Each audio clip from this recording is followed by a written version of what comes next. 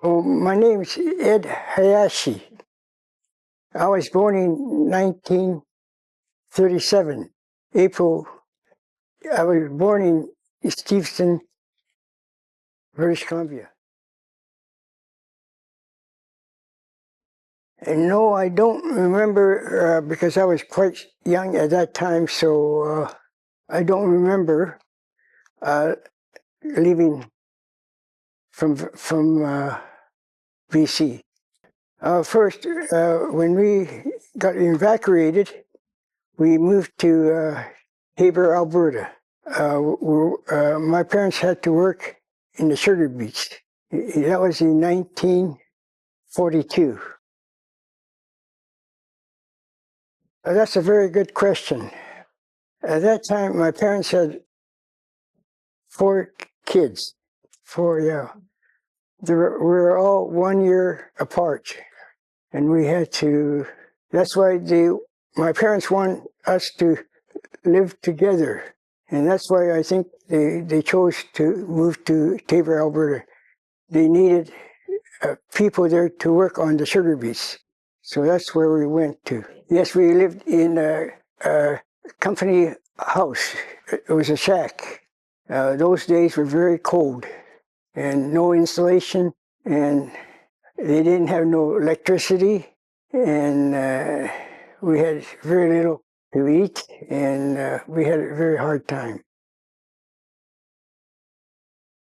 Yes, I do have some knowledge what we went through.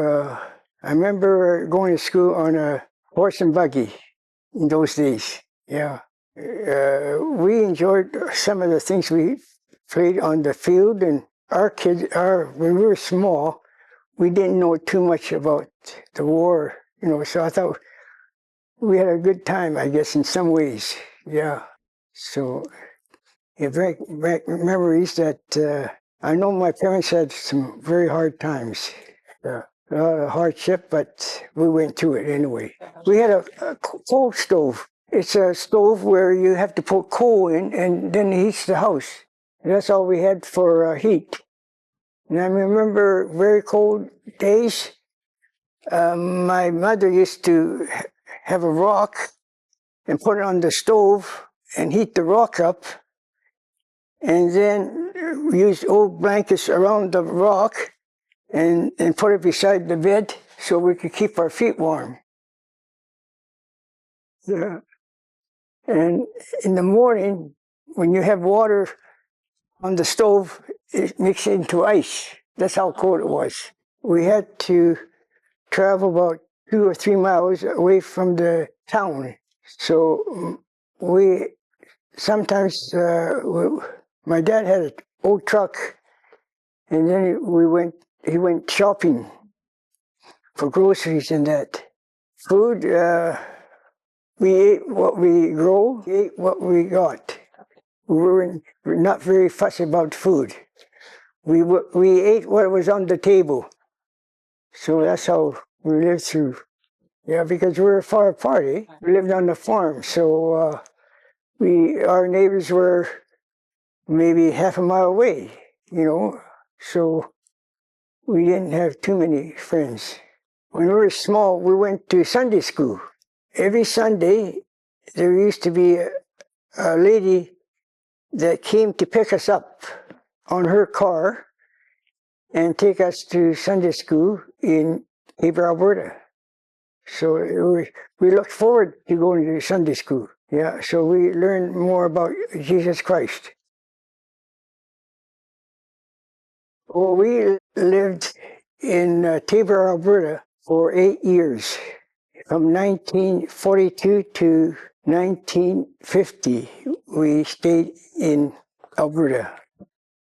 And then the government said we could come back. It was in 49, that we were allowed to come back to the West Coast. So my dad went earlier. He found out that we were allowed to go back to the West Coast. So he went to see if he could get a job as a fisherman again. And he went back and he found a company in West Vancouver. We lived in a company house at that time. I think there was at least 14 or 15 Japanese families lived there, and they all fished for the Great Northern Cannery at that time. And I was about 12 years old, and we went to school in West Vancouver. In some ways there is. I know that I was a carpenter. There is some discrimination amongst the Japanese to get jobs at that time. It was not union hiring at that time. We're allowed to work for union carpenters, carpenters. So I joined the Carpenters Union in 1957, and I took my apprenticeship as a carpenter. And sometimes it was very hard to find jobs at that time. In Vancouver, there was not very many jobs around as carpenters. So we had to travel out of town to get jobs. So that was very hard for the family that I had, and so I took any kind of job that was available. Well, I think Japanese Canadians lost everything. They lost their house. They lost their fish boat where they work to make a living. They lost a lot of things that we never got back. Just a little bit, but some people lost a lot of stuff. Kanadagumi had a trip to Salt Spring Island on a tour not very long ago, and I went on that tour. And this Japanese man from Japan had 500 acres we bought. And now it's worth a lot of money.